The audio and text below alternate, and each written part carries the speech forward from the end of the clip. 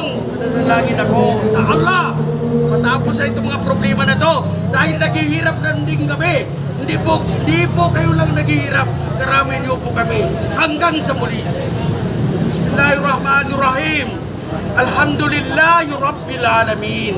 Ar-Rahmanir-Rahim. Maliki Yawmiddin. Iyaka na'budu wa iyaka nasta'in. Ihdinas siratal mustaqim. Siratal ladzina an'amta 'alaihim ghairil maghdubi 'alaihim waladdallin. Ya Allah, ito po ang aming panalangin sa iyo. Wala nang masabi na sabi ng lahat. Go lang tayo.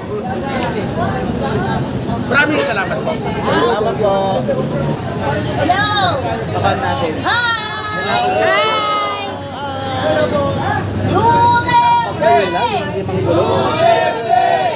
Duterte!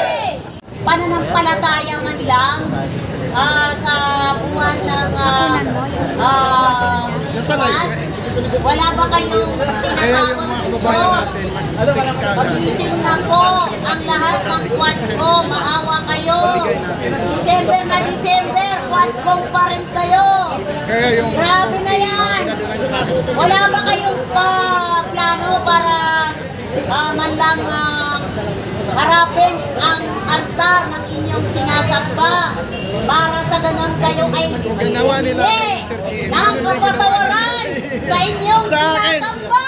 Bukas o mamaya, ikaw rin, lahat. Ay nako, mga kwarto, utang na loob. Di ba lagi kami Huwag niyong magkasama pakainin ng mga pamilya niyo ng mga galing sama-sama. Yan ay hindi makatarungan yan, hindi maganda yan. May nakapinding na ako. Ngayon, Biyernes ngayon, Ayan. kaya tayo nandito para sa ganon, magpakita ng 100% support kay BP Inday Sara. Sana lang, BBM, lumayas-layas ka muna dyan sa lungga mo. Ilagay mo na, ibigay mo na ang pagka-presidente kay BP Inday. Dahil siya lang ang talagang kailangan ng taong bayan. Kung magbabasa lang naman kayo ng mga komento dyan sa mga group page, mga fan pages na gawa ng mga DDS, dyan nyo makikita ang tunay ng pagmamahal ng mga bawat Pilipino, mapa-Muslim, mapa-Buddhist, Katoliko, Iglesia ni Cristo, Evangelist, Baptist. Andyan po, nagko-comment, nananawagan sa inyo na sana baguhin na ang sistema ng Congress. Dahil ang Congress ay tagagawa ng batas. Hindi para utusan kayo ni Tamba. Nako, Tamba, ikaw masyado ka ng billionaire. Gusto ko na yata. Si Tamba ay kumakain ng masarap doon sa kanyang pamamahay. Doon sa kanyang mansyon sa Fortress Park. Ngayon, kung sino man yung nakikinig at nanonood sa bawat mga vloggers na nandito, huwag na tayong maglago sa bahay. Huwag na tayong mag-comment ng mag-comment. Punta na lang kayo dito na magsama-sama tayo upang ipakita ang tunay na laban. Ang tunay na laban saan? Sa EDSA's right! Kaya dapat andito tayo sama-sama para magpakita ng tunay na laban. Laban ng mga mamamayang Pilipino, hindi sa laban sa social media. Lumabas na kayo dyan. Yung mga panay comment-comment, panay dandan dyan sa group chat. Huwag kayong magtago dyan. Halina kayo, dito na tayo. Magsalita tayo, huwag tayong matakot. Ito ay freedom of speech. Kailangan talaga ilabas natin kung ano yung nararapat. Yung hindi natin nagugustuhan sa kasalukuyang gobyerno sa ngayon. Dahil kung makikita nyo, wala na silang ginawa kundi party. Minsan nakikita ko pa, umaalingasaw yung fireworks sa Malacanang. ilang beses ko nang binibidyohan yan dahil malapit lang ako dyan. Binabantayan ko lang naman si Lisa na walang ginawa kundi mag-party-party. Aba, madam, maraming nagugutom. Pera ng mga taong bayan yan, ng mga taxpayer. Oo, ngayon, sila, wala silang pakialam sa atin, basta importante, masaya sila. Oo, wala silang pakialam. Kung makikita niyo kung magaganda mga heels, mga kasuotan, ika nga ni Tatay Digong, pagpasok sa Malacanang, nakatamaraw. Paglabas, naka-Land Cruiser. Oo. Aba, hindi na kailangan itanong yan. Pera ng gobyerno yan. Pera ng PhilHealth. Pera ng SS. Pera ng JSIS. Ng kung ano man yung mga binabayaran ng mga nagtatrabaho sa gobyerno. Ngayon, sila ang lumulustay. Wala na tayong karapatan. So, ngayon, bawat mga pamilya na nandito, na nanonood dyan sa mga bawat vlog na yan, lumabas na lang kayo kasi dyan lang tayo sa social media. At nakakatulong naman siya kasi naaalarma naman ang kasalukuyang administrasyon.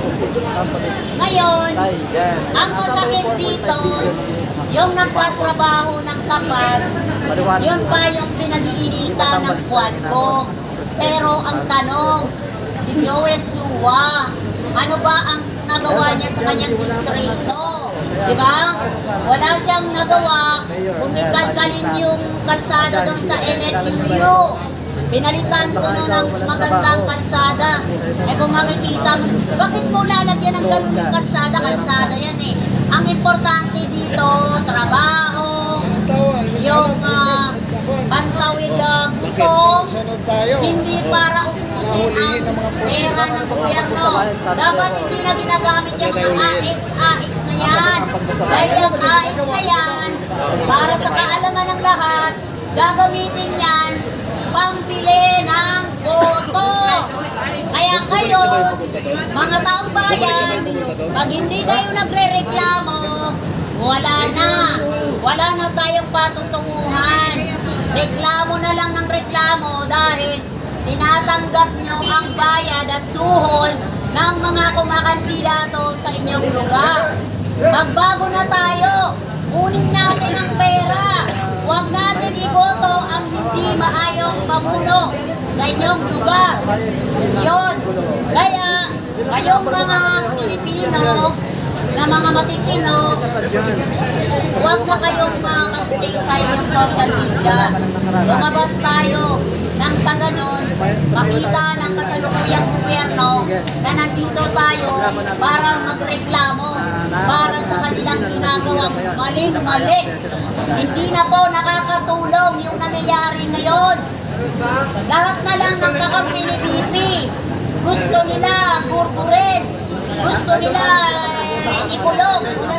So, sa mga kababayan kong mga Muslim, Luzon, Visayas, Mindanao, lumabas na tayo, magsama-sama. Magreklamo tayo dahil pare-pareho tayong gutom. Wala nang mabenta dahil walang pera ang taong bayan. Napambili man lang ng pambigano.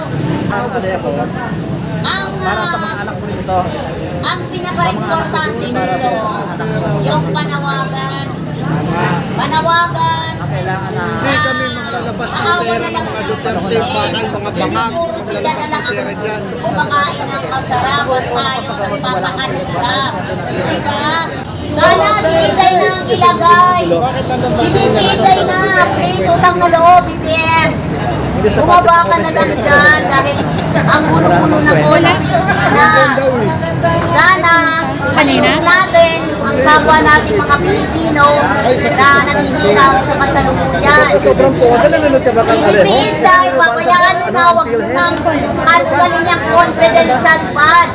Ito pabayaan nyo na si BP Inday Sara magtrabaho.